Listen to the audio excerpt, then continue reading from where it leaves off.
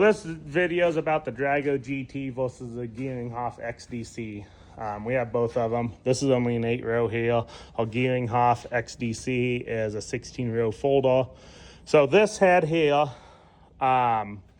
you have 8 grease hooks every single day on this to grease. So on a 16-row, that would be 128 grease hooks every day. You have to get out, you have to flip these up, you have to grease it. It's going to take you an hour. The grease sucks. It runs down your leg.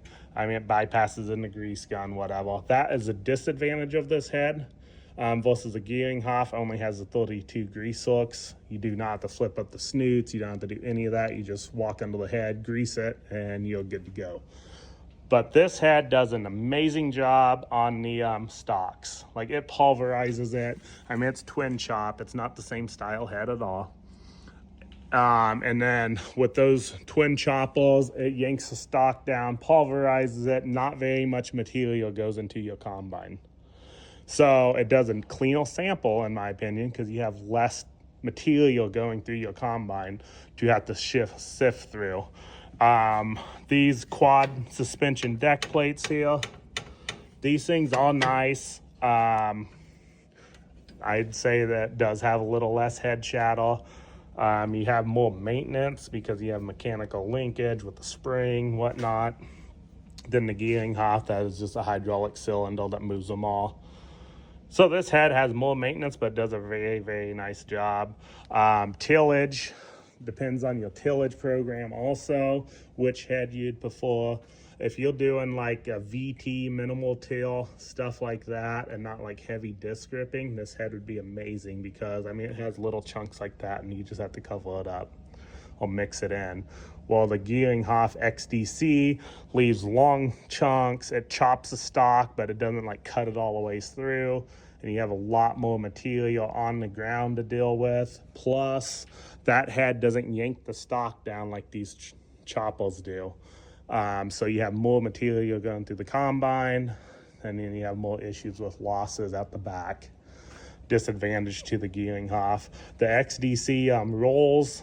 The original series that came out looked really good on the Geringhoff. It chopped up the stocks how you would expect and how they advertised, but those were a major fail because anytime you get into stocks that were a little wet, it would plug these snap rolls because stocks build up and how they come together to chop, and then you'd have row units stripping out, going off all the time.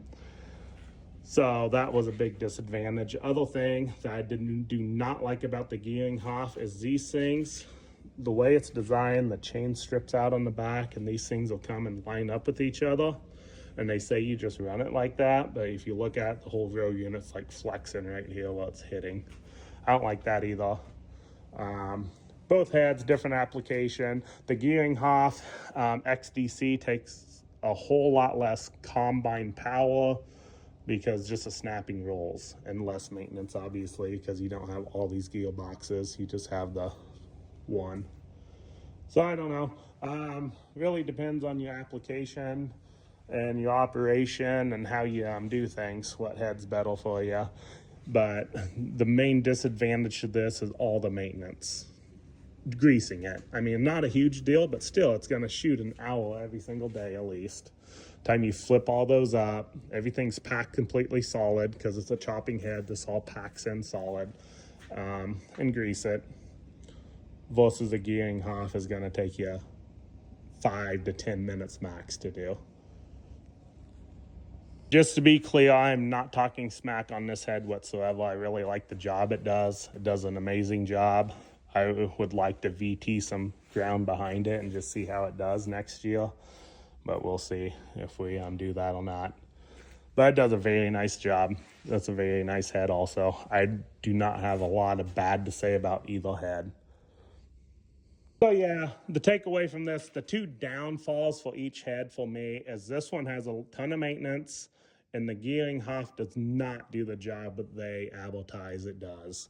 It does not do nearly as good a job with the chopping rolls. And I know Calmos and other people, Calmos makes their own roll and they probably do a better job, blah, blah. But the Geringhoff is still under warranty and we're not changing out the rolls before then or before they wear out. I mean, it's an expensive head. Bought the Geringhoff brand new. We bought this one used. All right, now the Geringhoff No-Stall Elite XL XDC. Maintenance on this is super simple. You just have a chain in here that runs across auger, and slip clutch, which we had issues with the slip clutch this year. But we've ran this head for 3 seasons now, I think. And as far as maintenance on any of this, we have not replaced a chain, have not done a thing on this. Besides, we had to do like 3 gearboxes when we got the head. We was having issues with gearboxes. And then they wanted to replace these snapping rolls because the original series, well, junk. I mean, it plugged up all the time. And I think that's what took the gearboxes out also. But so the last 2 seasons, we haven't had to do anything at all to it.